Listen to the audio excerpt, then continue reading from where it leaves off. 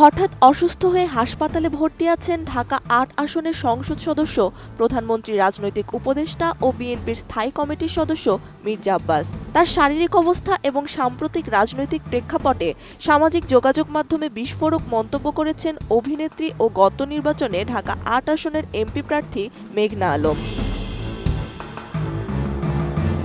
মেঘনা আলম বলেন, মির্জা আব্বাসের কিছু হলে তার ৮০% দায়ী পাটোয়ারির অনিয়ন্ত্রিত কথাবার্তা। শুক্রবার সামাজিক যোগাযোগ মাধ্যমে করা একটি পোস্টে এ মন্তব্য করেন তিনি। ফেসবুক পোস্টে তিনি লেখেন, মির্জা আব্বাস সাহেব যখন আমার লিফলেট গ্রহণ করেন, উনি একজন বয়স্ক সিনিয়র নেতা চেয়ার সরিয়ে দাঁড়িয়ে গ্রহণ করেন। ওনার ভদ্রতা আর শিষ্টাচারিতা কতখানি তখন বুঝতে পারি। আমি নতুন নারী, কম বয়সী, কিংবা ভোটের দৌড়ে অনেক মাসল পাওয়ার নিয়ে আসা কেউ না, কিন্তু আমার প্রতিও শ্রদ্ধা দেখাতে হবে এই বোধ ওনার ছিল।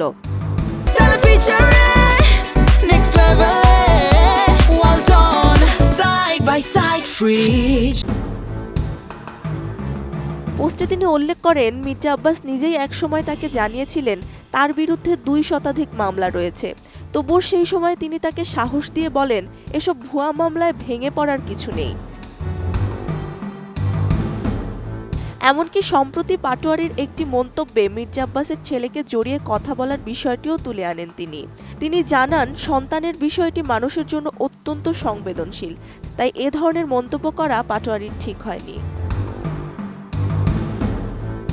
শেষে তিনি আশা প্রকাশ করে বলেন, মির্জা আব্বাস দ্রুত সুস্থ হয়ে ফিরবেন, তবে তার কিছু হলে পাটোয়ারির অনিয়ন্ত্রিত বক্তব্যকে বড় কারণ হিসেবে ধরা হবে। বয়সে ছোট হতে পারে, কিন্তু অভিজ্ঞতার ঘাটতি আপনার চেয়ে বেশি আছে।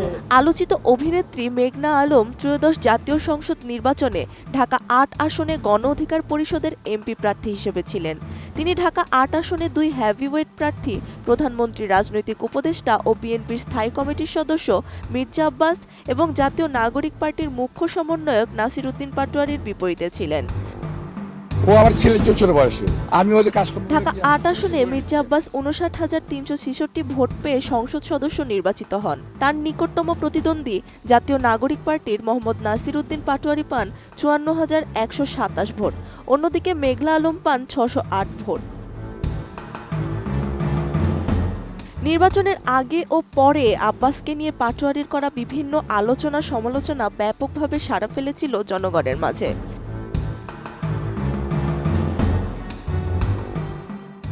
ত্রিবেণী তনু, ATN নিউজ।